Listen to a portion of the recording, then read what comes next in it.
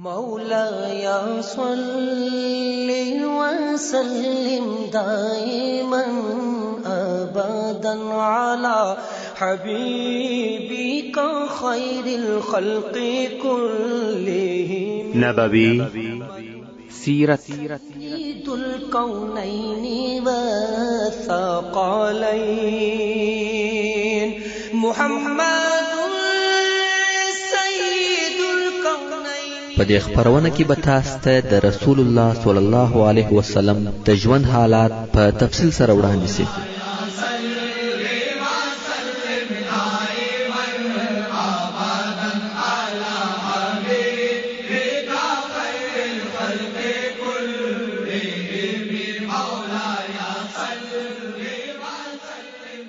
تعليم الإسلام. أعوذ بالله من الشيطان الرجيم. بسم الله الرحمن الرحيم. إن الحمد لله نحمده ونستعينه ونستغفره ونعوذ بالله من شرور أنفسنا وسيئات أعمالنا من يهده الله فلا مضل له ومن يضلل فلا هادي له وأشهد أن لا إله إلا الله وحده لا شريك له وأشهد أن محمدا عبده ورسوله صلى الله عليه وآله وأصحابه وسلم تسليما كثيرا. أما بعد، محترم ورونو، موږ د احد د غزا قصه په پوره تفصیل سره درته بیان کړه او خبره دې ځای ته رسیدلې وه چې دغه غزا آیا د مسلمانانو د فار شکست بلل کېدلی سي که یا؟ نو اوس به د هغه ځای څخه را شروع کړو. که موږ په دقیق نظر ورته وګورو او دغه جنګ و دوو حصو یا دوو صفحو ته وویشو، په دې کې هیڅ شک نسته چې د جنګ په دوهمه صفحه کې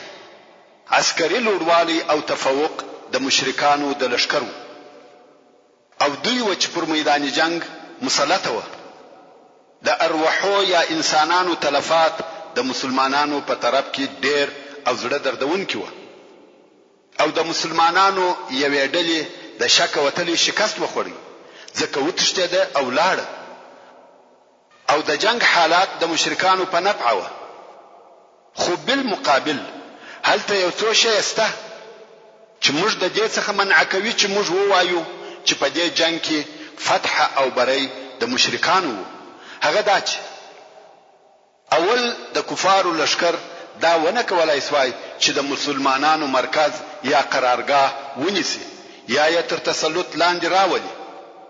دوهم، د مسلمانانو د لشکر ډېرې حصې و تیښتې ته رجوع نه ده کړې، که څه هم په لشکر کې ډېره بېنظمي او ګډوډي پیښه سوه، خو بیا هم په شجاعت او قربانۍ سره پر خپل مرکز او د قیادت پر ځای سره راټول او جمع و. دریم، د مسلمانانو د لشکر څخه یو نفر هم مشرکانو د بندي پر قسم ونه نیوی او مشرکانو د مسلمانانو څخه هیڅ شی د غنیمت پر قسم وانه خستی. څلورم، کفارو د جنگ دریمه صفحه نکړه شروع سره د دې چې د مسلمانانو لشکر په میدان جنگ کې موجود وو. دوی رهیس وو.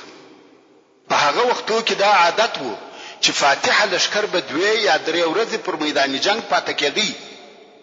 خو مشرکانو دغه ورځ هم پر میدان جنگ نکړه تیر، بلکې ډېر ژر یې کډې وتړلې د مخه تر دې چې مسلمانان د میدان جنگ څخه ووځي. دوی میدان جنگ پرېښاوه. پنځم، مشرکانو دا جرأت ونه کوي چې مدینه منورې ته د منځیانو د نیولو یا مالو اخیستلو دپاره ورننوځي، که څه هم مدینه منوره فقط څو ګامه د دوی څخه لرې وه. د مدینه منورې لار و دوی ته خلاصه او د خلقو څخه هم خالي وه. نو دغه ټول شیان او علامې موږ ته په تاکید سره دا راښیي چې هغه څه چې قریشو ته په لاس ورغله هغه فقط یوه فرصه وه چې مسلمانانو ته ډېر تاوان ورسوي،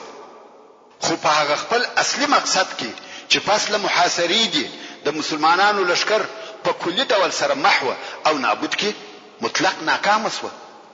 او ډیر ځله دغه تاوانونه لکه مسلمانانو ته چې ورسېده و فاتح او کامیاب لشکر ته هم پیښیږي. نو دا چې دغه جنگ دی د کفارو د پاره بری او کامیابی وي هیڅ کله داسې نه ده،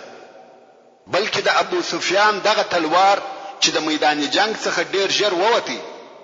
موږ ته دا ثابتوي چې دی پر دې بیریدي که د جنگ دریمه صفحه شروع سي د لشکر ماته او شکست خوري. او که موږ د حمراء الاسد په غزا کې د موقف تر نظر وباسو نو دا په تاکید سره ویلای سو چې هو ابو سفیان په بل جنگ کې د خپل لشکر پر ماته بیریدي. نو موږ دغه څېړنې په نتیجه کې دا ویلای سو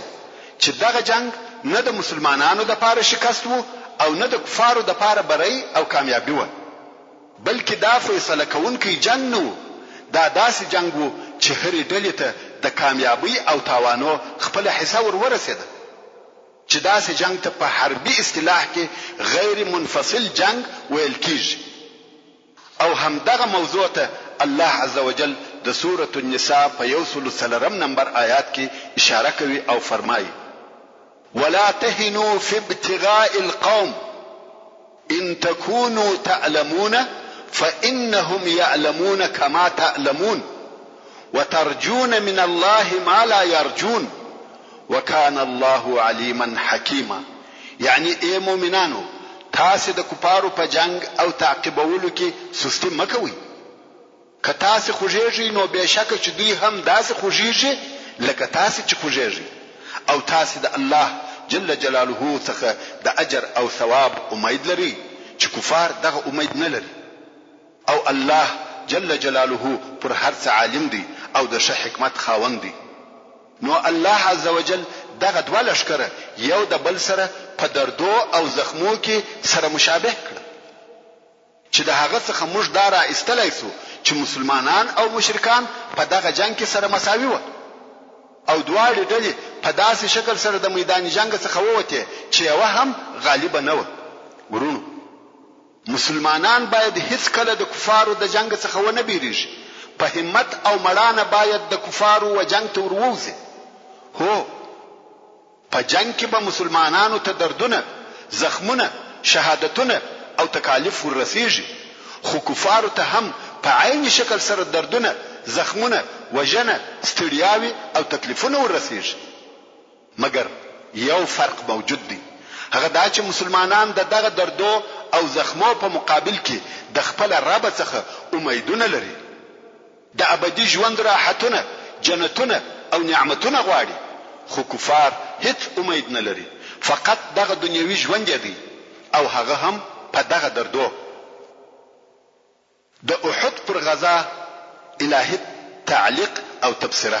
ورونو د الله جل جلاله د طرفه څخه د احد د غزا په متعلق آیاتونه نازل شوه چې دغه جنگ پر ټولو مهمو نقطو مرحله په مرحله روشنايي اچول، او هغه سببونه روښانه کړ چې دغه تاوانونه په وجود راوړل، او د ځینو مسلمانانو هغه ضعیف اړخونه ښکارا کړ کوم چې تر اوسه پورې په ځینو کسانو کې موجود و. هغه کسان یې متوجه کړ چې په دغه مهم او فیصله کوونکو وختو کې د هغو واجب وظیفه چی ده، او دغه امت چې تر نورو امتو افضل او بهتر دی هدف او مقصد چی دی. او بیا قرآن مجید د منافقینو حالات بیان کړ، هغه رسوا کړ، د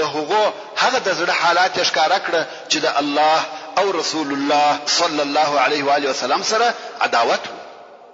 او هغه وسوسه او شبهه استکړه چې د ضعیف مسلمانانو په زړه کې ورګرځیدلې. هغه د سیسه او فتنه چې منافقینو او د هغو ورونو يهودو په مسلمانانو کې نشرولې هغه واضحه او افشا کړه، وهغه حکمتو او شو مقصدو ته اشاره وکړه کوم چې دغه جنگ په نتیجه کې په وجود راغله. مقصد دا چې د سورة آل عمران 18 آیات د احد د جنگ په باره کې نازل شو چې د جنگ اوله مرحله د الله عزوجل په دې قول سره شروع کیږي چې فرمایي: وَإِذْ غَدَوْتَ مِنْ أَهْلِكَ تُبَوِّئُ الْمُؤْمِنِينَ مَقَاعِدَ لِلْقِتَالِ. یعنی کوم وخت چې ته د ورځې په اول کې د خپل کور څخه ووته او په احد کې د مؤمنانو ته د جنگ د پاره ځایونه تیارول یا آماده کول او هغه اخرنی آیات چې د احد د جنگ پر نتیجه او حکمت شامله او جامعه تفسیره کوي د الله عزوجل هغه قول دی چې فرمایي ما كان الله ليذر المؤمنين على ما أنتم عليه حتى يميز الخبيث من الطيب وما كان الله ليطلعكم على الغيب ولكن الله يجتبي من رسله من يشاء. يعني الله عز وجل داسې ندی چې مؤمنان پر هغه حال پریږدي چې همدا اوس تاسو یاست ترڅو چې الله جل جلاله ناپاکه د پاکو څخه جلا نه کړي. يعني تاسو امتحانوي چې صادق او منافق مو سره جلا سي او الله جل جلاله داسې ندی چې تاسو په غیب باندې خبر کړي چې د منافقانو فرق او تمیز د مخلصانو څخه بیل امتحان څخه وکړي مگر الله عز وجل د خپل رسولانو څخه هغه څوک اختیاروي چې د عز وجل یې اراده وکړي. يعني دغه د غیب او اطلاع په خپل رسولانو کې وهغه چاته ورکوي چې د عز وجل خوشوي. فآمنوا بالله ورسله وإن تؤمنوا وتتقوا فلكم أجر عظيم. نو اے مؤمنانو تاسو پر الله جل جلاله او د هغه پر رسولانو ایمان او یقین ولرئ. که تاسو پر ایمان قائم پاتې او د بدو کارو څخه ځانونه وساتئ پس نو تاسو ته ډېر لوی اجر دی چې هغه جنت دی. ورونو علماء رحمهم الله وايي د احد په غزا کې او په هغه تکالیفو کې چې مسلمانانو ته ورسېده ډېری فائدې او الهي حکمتونه سته چې اوس به هغه لوی شیان درته بیان کوم. اول مشوره هغه چې رسول الله صلی الله علیه و آله وسلم پر خپل ځان عملی کول. هر هغه کار چې به د مشورې لایق وو رسول الله صلی الله علیه و آله وسلم به په هغه کار کې د خپل اصحاب کرام سره مشوره کول. موږ ولیدل چې رسول الله صلی الله علیه و آله وسلم دا نکړه خوښه چې د خپل اصحابو د هغه مشورې څخه مخالفت وکړي کوم چې ویل دشمن ته وروزو. که څه هم د رسول الله صلی الله علیه و آله وسلم دا خوښه و چې په مدینه منوره کې پاتې شي. دوهم په دغه غزا کې منافقان په ښکارا سره معلوم شو چې د دوی په حرکتو او افعالو مسلمانانو ته حکمتونه او مقصدونه په لاس ورغله چې مهم مقصد داسو چې مسلمانان یې د منافقانو د اختلاط څخه جلا کړ او دا د مسلمانانو د پاره په ورسته کې ډېری فائدې درلودې. نن ورځ به مهم داسې مثالونه لیدلي او اوریدلي وي. موږ ولیدل چې عبد الله ابن ابي ابن سلول 300 نفر خپل متابعين پس له هغه څخه چې د مدینه منورې څخه د مسلمانانو سره راووتل بیا یې د رسول الله صلی الله علیه و آله وسلم او مسلمانانو څخه څنګه جلا کړ. پښکارا سره دا بهانه جوړ کړ چې رسول الله صلی الله علیه و آله وسلم د هغه مغرور ځوانانو رائے قبول کړ او ما غوندې د عقل او تجربو د خاوند رائے پریښول. خو په حقیقت کې د جنگ نه غوښتي نه غوښته چې ځان د خطر وضعیت ورواچوي چې دا د منافقانو د هغه معلومو علامو څخه دی. دوی غواړي چې د اسلام په نامه سره غنیمتونه لاس ته راوړي او د اسلام په لار کې د ستړیاو او تاوانو څخه ځان وساتي. دوی په اسلام پورې په دغه دوه سبب لاس نیولې دي، یا دا چې د اسلام غنیمتونه غواړي، یا دا چې د اسلام په نامه ځان د مصیبتو او تکالیفو څخه ساتي. دریم، رسول الله صلی الله علیه و آله وسلم په دغه جنگ کې د کفارو څخه مرسته او کومک ونه غوښته، یا اصلا د هغو کومک نه کوي قبول. که څه هم د مسلمانانو شمیر ډیر لږ وو، خو بیا یې هم د يهودو هغه کومک نه کوي قبول چې د قومي تعصب په سبب د احد جنگ ته وتلی و. ابن سعد رحمه الله په خپل طبقات کې وایي چې رسول الله صلی الله علیه و آله وسلم و فرمایل: لا نستنصر باهل الشرك على الاهل الشرك، یعنی موږ پر مشرکانو په مشرکانو سره کامیابی نه غواړو. څلورم، که موږ دغه جنگ چې د مسلمانانو او کفارو په مابین کې وو ټول وخت متوجي سو وبوینو چې دغه وخت و دوه حصو ته ویشل کیږي. اوله حصه هغه ده چې مسلمانانو خاصتا غش وشتونکو د خپل قائد رسول الله صلی الله علیه و آله وسلم اوامر عملي کړي و، پر خپل ځایو ټینګ ناست و. نو نتیجه چې شسوه نصرت د مسلمانانو د لشکر او شکست د کفارو په لشکر کې شروع شو. ډیر ژر د 3000 نفرو مشرکانو په زړه بیره ننوته، خپل ځایونه پرېښول او په تېښته شروع وکړه. او دا د جنگ هغه وخت او هغه حصه ده چې الله عزوجل د هغه په باره کې فرمایي: ولقد صدقكم الله وعده اذ تحسونهم باذنه. یعنی په تحقیق سره الله جل جلاله خپل وعده تاسو ته رښتیا کړه کوم وخت چې تاسو د الله په امر سره کافران وجل. دا خو د جنگ اوله صفحه یا اوله حصه و. اوس د جنگ و دوهمه حصه ته راځه. دا هغه حصه ده چې مسلمانانو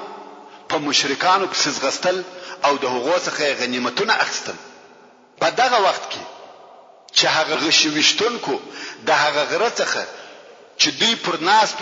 و خپل ورونو ته وکتل چې تورې په لاس په دشمنانو پسې ځغلي مالونه او غنیمتونه ټولوي، دوی ته هم دا میل او رغبت پیدا سو چې دوی هم د نورو مسلمانانو سره د غنیمتو په ټولولو کې اشتراک وکړي. دغه میل په دوی کې دا فکر پیدا کړي چې د رسول الله صلی الله علیه و آله وسلم د اوامرو وخت پای ته ورسېدی او دوی اوس د هغه اوامرو څخه آزاد دي. پر دوی دا نه د لازمه چې تر هغه پورې دلته کښیني چې د رسول الله صلی الله علیه و آله وسلم د طرفه امر ورته راځي. نو ویل راځي جنگ خلاصو. دا د دوی اجتهادي فکر یا اجتهاد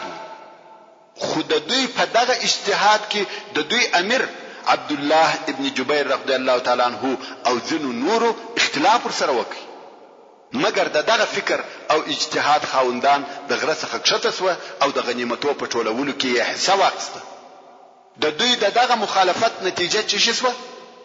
هغه بیره چې د کفارو په زړه ننوتلې و هغه د کفارو په نوې حمله بدله شوه. هغه خالد ابن ولید چې د تیښتې په حالت کې وو د چم او حیلې په فکر کې سو. شاوخوا یې وکتل ویلې ده هغه غر چې ټینګ ساتل شوی وو اوس د هغه غشوشتونکو څخه خالی دی، لکه نن ورځ چې د اسلام قلعه د ساتونکو څخه خالی ده. نو یو عسکري فکر په سر کې پیدا سو. فورا دی او د ملګری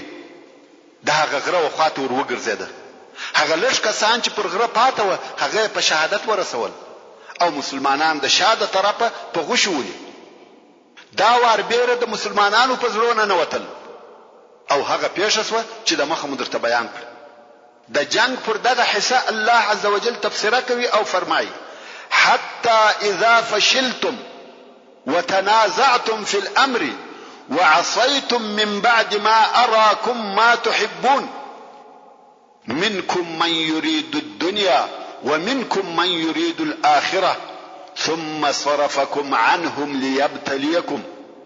یعنی تر هغه وخت پورې تاسو کامیاب واست، مشرکان مو وجل تر څو چې بزرس واست او په خپل مابین کې د رسول الله صلی الله علیه و آله وسلم په امر کې سره مخالف سواست.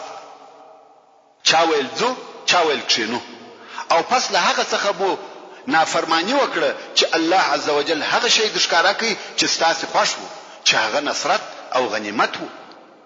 ځینې ستاسو څخه هغه څوک دي چې دنیا او د هغې دغه لږ او خصیص ژوند خوښوي او ځینې ستاسو څخه هغه څوک دي چې آخرت خوښوي. ورونو اوس نو تاسو وګورئ د دغه یوې خطا نتیجه څونه لو او عامه وه.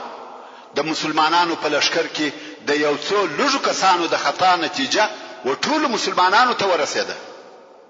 الله عزوجل و مسلمانانو ته د رسول الله صلی الله علیه و آله وسلم د نافرمانی نتیجه ور وښول.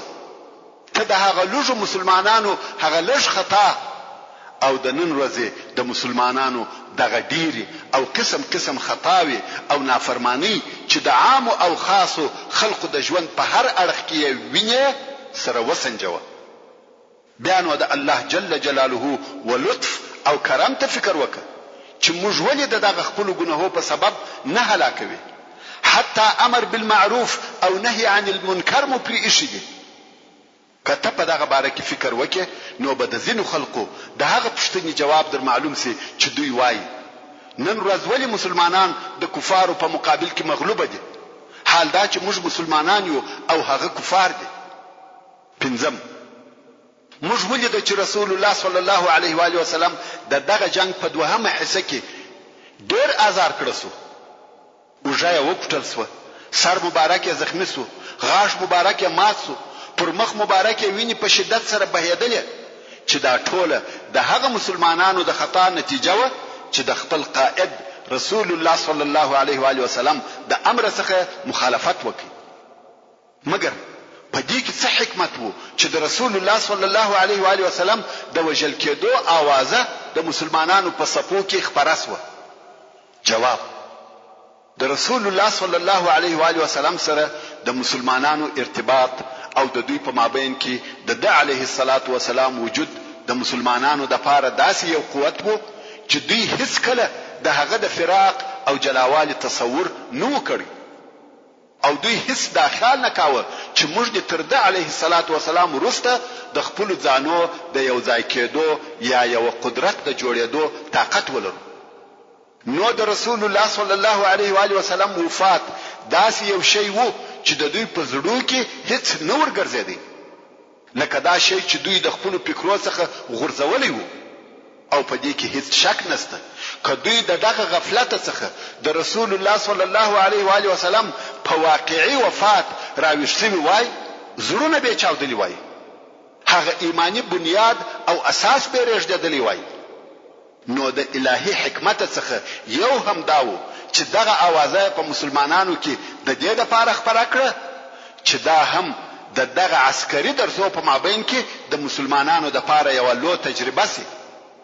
او مسلمانان دغه اوازه په اوریدلو سره د هغه حقيقي وفات د ورځې د لپاره چې خامخا راتلون کېده د اوسس خلازانونه آماده او وشکي او کچیر رسول الله صلی الله علیه و آله وسلم د دوی د مابین څخه رحلت وکي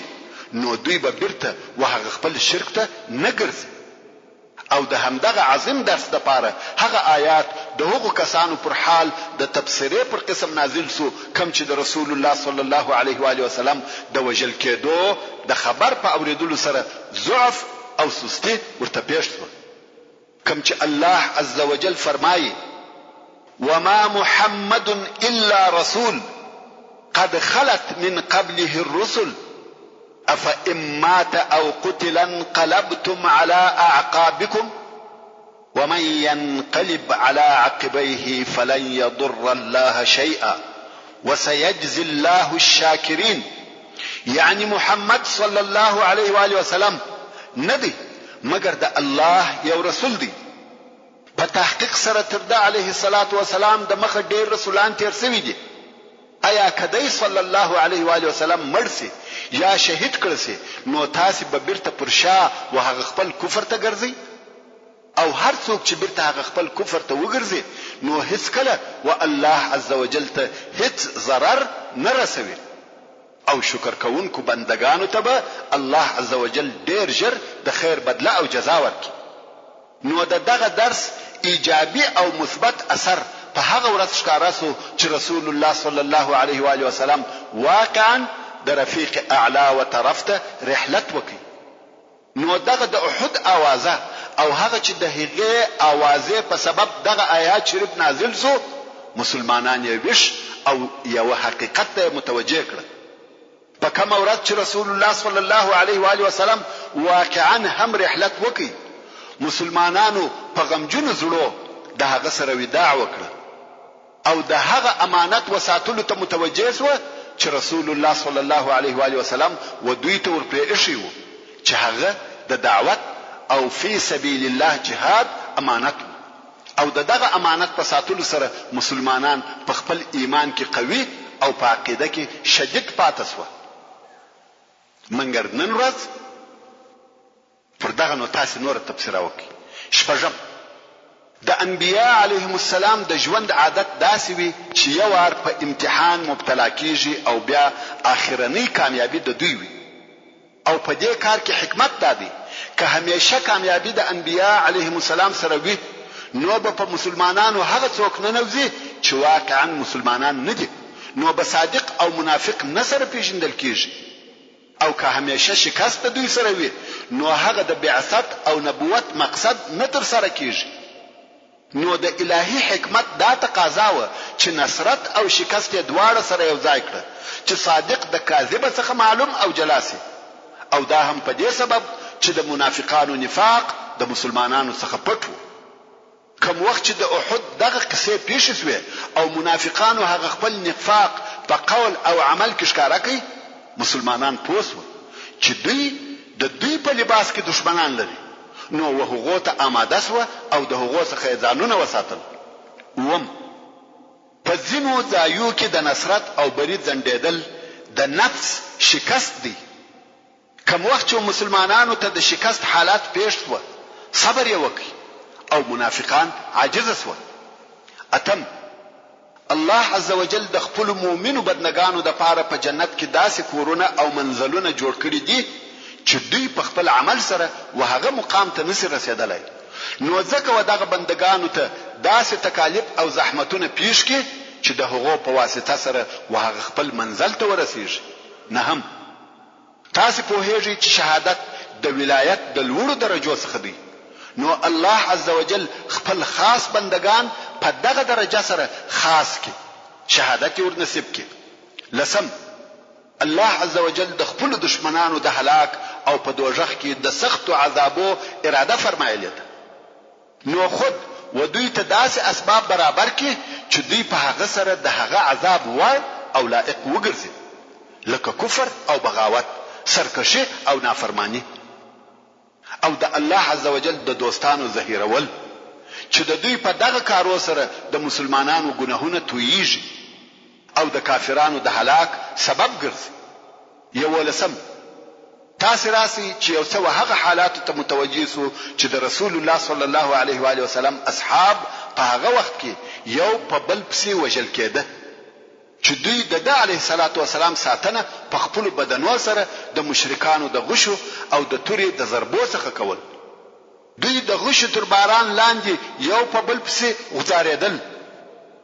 خو د دوی ټول کوشش داو چې د رسول الله صلی الله علیه و علیه وسلم ژوند وساتي او بل یې د هیڅ پروا نه درلوده دغه عجیب قربانی او فداکاری سبب او مصدر چی شو دغه اول مصدر ایمان پر الله او پر رسول الله صلی الله علیه و آله وسلم او دوهم مصدر یې د رسول الله صلی الله علیه و آله وسلم محبت دغه دواړه چې سره یو ځای سو دغه عجیب قربانی او فداکاری په وجود راوړ نو نن ورځ هم یو مسلمان و دغه دواړو مصدرو ته اړ او محتاج دی یوازې دا کفایت نه کوي چې یو څوک پر هغه عقیدوي شیانو د ایمان راوړلو دعوه وکړي کوم چې پر هغه ایمان راوړل لازم دي ترڅو چې زړه د الله او رسول الله صلی الله علیه و آله وسلم په محبت سره ډک نشي نو ذکر رسول الله صلی الله علیه و آله وسلم په حدیث متفق علیه کې فرمایي لا يؤمن احدكم حتى اكون احب اليه من والده وولده والناس اجمعين یعنی تر هغه د یو چا ایمان کامل نه دی ترڅو چې زه هغه ته تر خپل پلار او خپل زوی او تر ټولو خلقو خوش او ګران نسم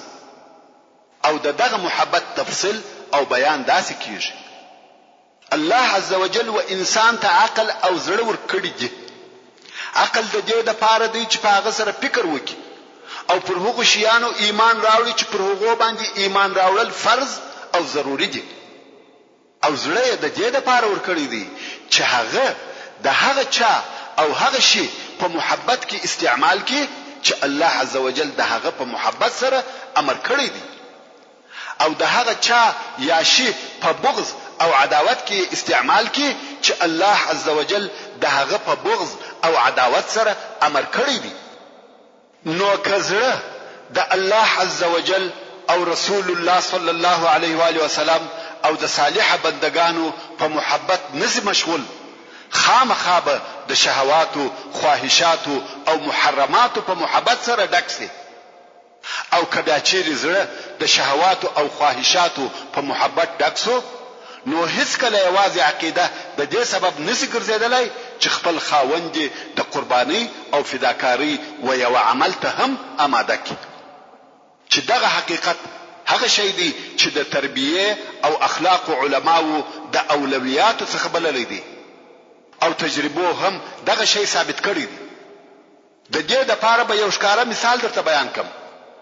د امریکا حکومت دا و نسوای کولای چې هغه شی عملی کړي چې پر هغه ایمان درلودي او د هغه شی پر پایده عقیده درلوده. په 1933 میلادي کال کې د امریکا حکومت یو قانون صادر کړي چې په هغه قانون کې د شرابو استعمالول په عام مجلسو کې منع و. خو پر دغه قانون لږ موده لا نه و تېره سوې چې قانون جوړونکي بیرته پر شا ولاړه او د شرابو د نه څښلو د درد په سبب یې هغه قانون چې دوی پر ځان لازم کړی وو بیرته لغوه کړي او بیرته خپل جامونه په عام مجلسو کې ډکول. مګر بالمقابل هغه د رسول الله صلی الله علیه و آله وسلم اصحاب و چې نسبت د اوسنی عصر و امریکایانو ته د ثقافت او مدنیت د فایدو او ضررو په پوهه کې هیڅ نه و، مګر فقط د الله عزوجل د امر په اوریدلو سره چې شراب مچشي، هغه ځان چې په شرابو ډک و سره کړه، هغه خمان چې په شرابو ډک و مات کړه، حتی هغه ګلاسونه چې شراب یې پکې چشل مات کړه، او په لوړ आवाज ویل انتهینا یا رب انتهینا، پریم شول یا رب پریم شول. نو د دغه دوه ډلو په مابین کې دا فرق وو چې د صحابه کرامو په زړه کې یو شی وو چې د هغه محبت یې درلودي، نو ځکه خپل خواهشات د الله عزوجل د احکام تابع ګرځولي و. نو دغه قلبي محبت وو چې د رسول الله صلی الله علیه و آله وسلم د اصحابو پر زړه غالب وو، او دغه محبت دوی داسې کړی و چې خپل ژوند د رسول الله صلی الله علیه و آله وسلم تر ژوند قرباناوه، او د رسول الله صلی الله علیه و آله وسلم د ساتنې لپاره د مرګ په غیږ ورتلل. د احد په غزا کې داسې ډیر نادره مشاهد او حالات شته چې دغه قلبي محبت ښکارندوی دي. خو که په دغه اوسنی عصر کې د مسلمانانو زړونه په دغه محبت سره ډک سي، داسې محبت چې دوی یو څه د شهواتو او انانیت څخه لري کې، داسې محبت چې د دوی پر شهواتو او خواهشاتو غالب سي، نو به څه پیښ شي؟ دغه اوسنی مسلمانان به یو نوې مخلوق سي، خپل شان او شوکت به د مرګ د خولې څخه راوباسي، پر خپل دشمنانو به کامیاب سي. که څه هم دغه کار په مخ کې ډېر مشکلات او خنډونه وي، پر هغو ټولو به دغه قلبي محبت په سبب کامیاب سي. او که ته غواړې چې دغه محبت خاوند سي او دغه محبت ته لار پیدا کړې، نو فقط دغه راتلونکي څلور شی عملي که زړه به د الله جل جلاله او رسول الله صلی الله علیه و آله وسلم په محبت ډک سي. اول تر ټولو د مخه د الله عزوجل ټول عبادتونه د زړه په حضور او بیره سره کوه، کله نا کله و الله عزوجل ته دعا عجز او زاری کوه. دوهم د الله عزوجل ذکر او یاد ډیر کوه، همیشه لا اله الا الله او سبحان الله وایه. دریم پر رسول الله صلی الله علیه و آله وسلم درود ډیر وایه، د هغه علیه الصلاة والسلام په سیرت، اخلاق او شمائلو کې فکر کوه. څلورم د الله عزوجل په هغه نعمتو کې ډیر فکر کوه چې تا ته درکړي دي او هغه یادوه. محترم ورونو، که د احد پر غزا نور هم و تفسیر کولو ته دوام ورکم، پوره یو کتاب ځینې جوړیږي، خو زه به په دغه اندازه سره کفایت وکم. نور نو تاسو کولای شئ چې د سیرت النبی صلی الله علیه و آله وسلم پر هر ماده په خپل تفسیر وکړئ. دا فقط و تاسو ته لارښوونه و چې څنګه او په کومه طریقه سره د سیرت النبی صلی الله علیه و آله وسلم څخه حکمتونه او درسونه را استلای شي. ورونو، دا د احد د غزا قصه و، هغه لو او شدید غزا چې پر مسلمانانو تیر شوې ده. دا هغه غزا وه چې د مسلمانانو دپاره ډېرې تجربې او درسونه پکښې وه. او اوس به هغه حادثات او واقعات درته بیان کم چې د احد او د خندق د غزاو په مابین کې پیښ شوي دي. ورونو،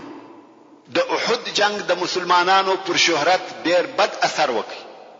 د خلقو د زړو څخه د دوی هیبت ووتی. خلقو ته ضعیفه ښکاره سوه. پر مسلمانانو داخلي او خارجي مشکلات زیات سوه. پر مدینه منوره د هر طرفه خطرونه راوګرځیده.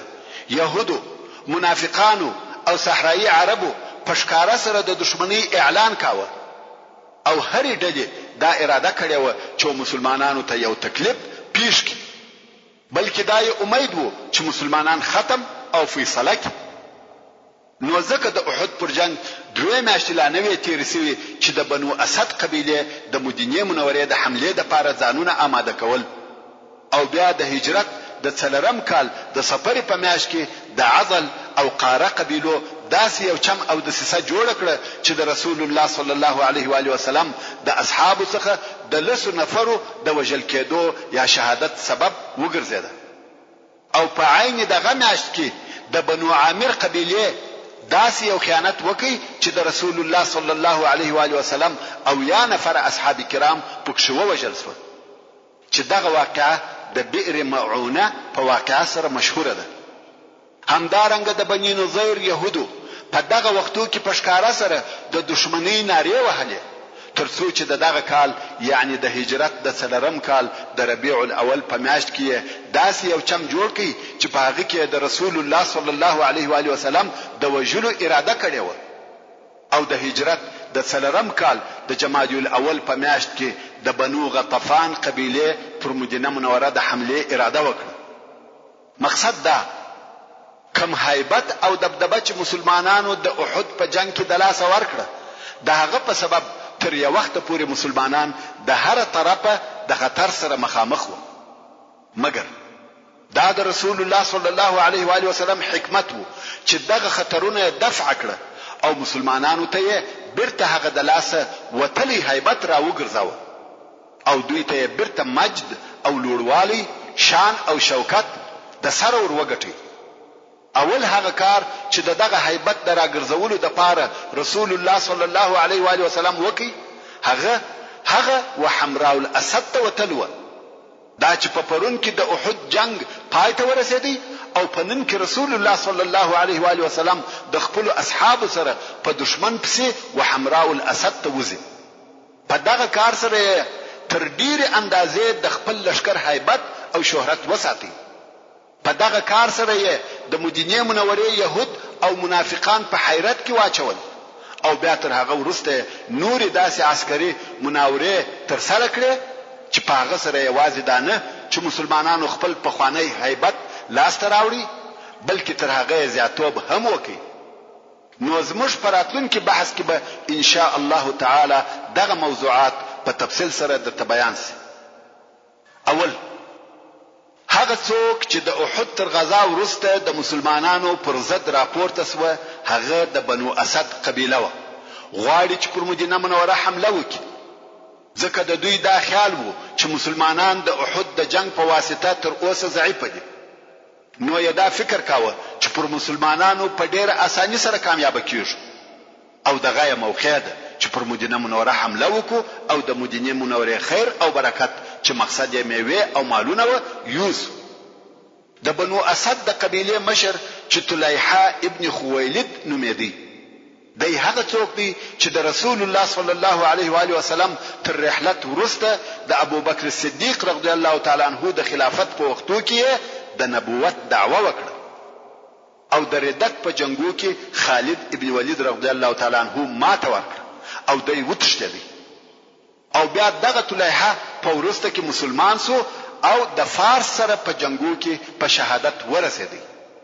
نو د مدینه منورې استخباراتو دا خبر ورسول الله صلی الله علیه و آله وسلم ته ورساوه چې طلیحه او د دورور سلمہ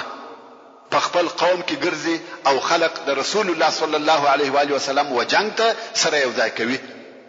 رسول الله صلی الله علیه و آله وسلم د دوی تر حمله د مخه د مهاجرینو او انصارو څخه یو ټولۍ جوړ کړه چې د افرادو شمیر یې 150 نفر وو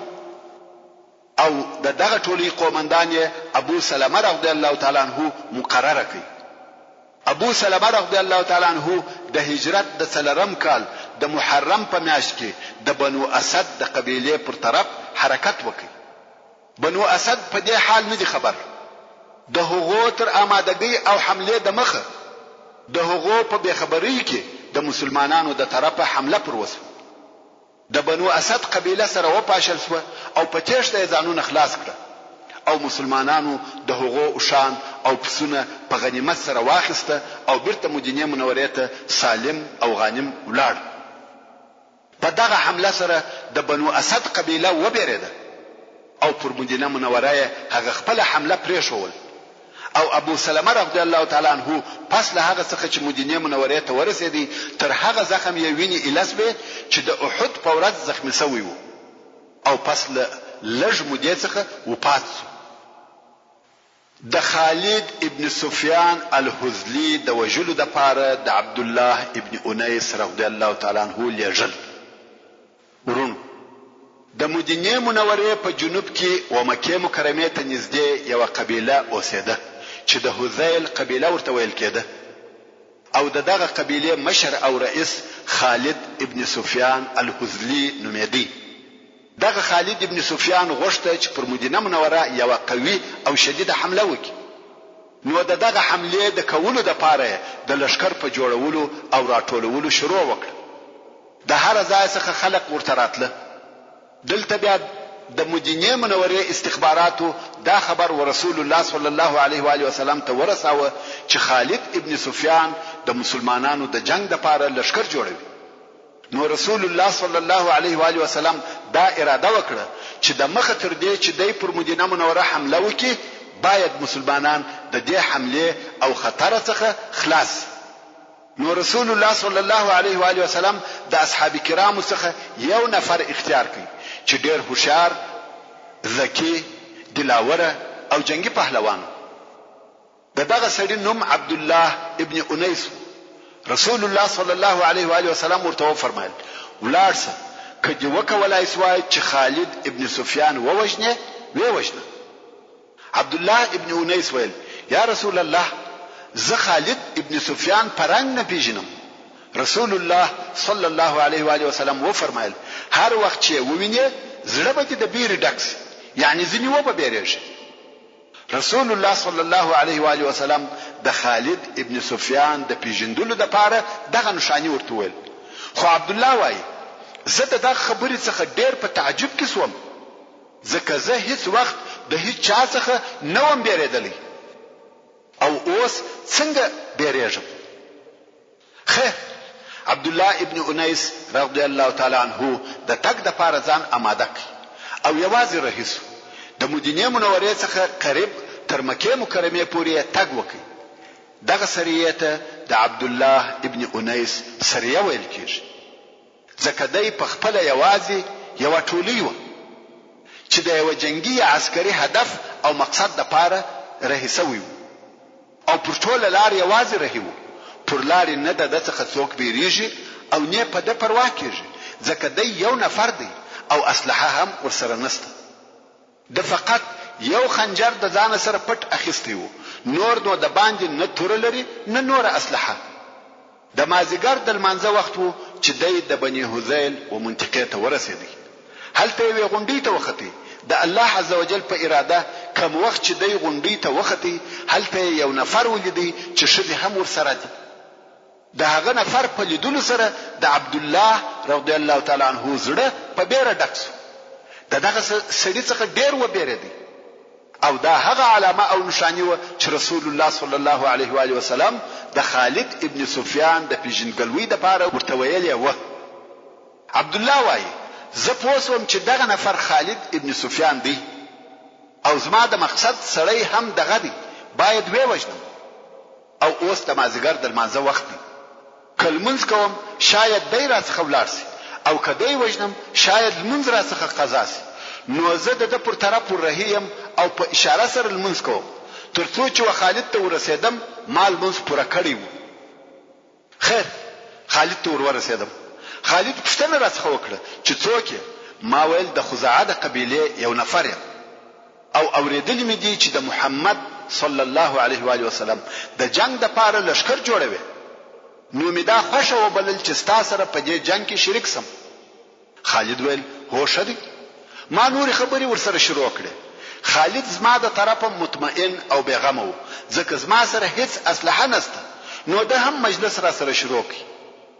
او هغه د سره ملګری ښځې زموږ څخه یو څه لرې سوې. عبد الله رضی الله تعالی عنہ وایي کوم وخت چې ښځې لرې سوې نو مې خنجر راویستی او پر خالد وارونه کوم ترڅو چې دا مې یقین سو چې اوس نو مړ دی. د خالد سر مې پرې کړ او را سره وامخستی.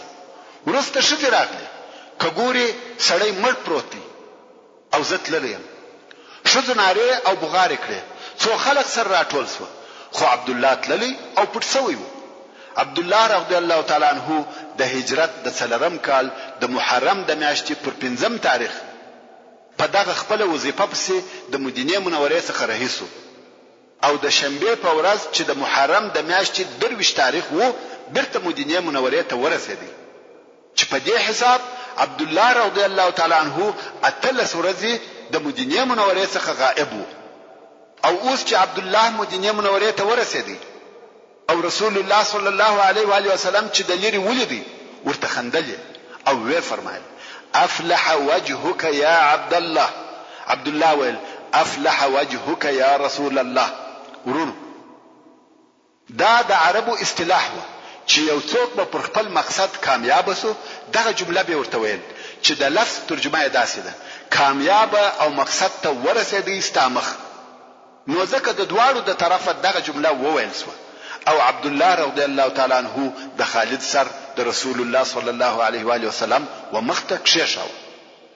رسول الله صلی الله علیه و آله وسلم خپل لکړه و عبد الله ته ورکړه او وی فرمایل د قیامت په ورځ دغه لکړه زما او ستا په مابین کې علامه او نشانه ده. عبد الله رضی الله تعالی عنہ دغه لکړه د مرګ تر وخت ورسره وساتل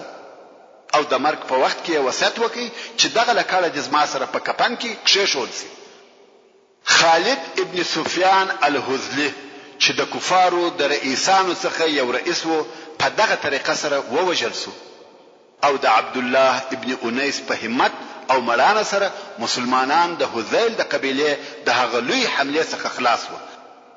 ځکه د خالد ابن سفیان په وژل کېدو سره د هذیل قبیله سره وپاشل شو او پر مدینه منوره حمله پاتې شو.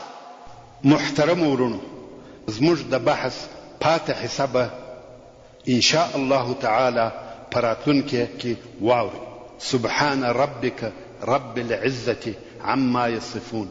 وسلام على المرسلين والحمد لله رب العالمين. تعلیم الاسلام رادیو ستاسو د ذهنونو روښانه کوونکې تشرب من وحي الرحمن 9.9 FM کندهار يمنحها شهدا وحفا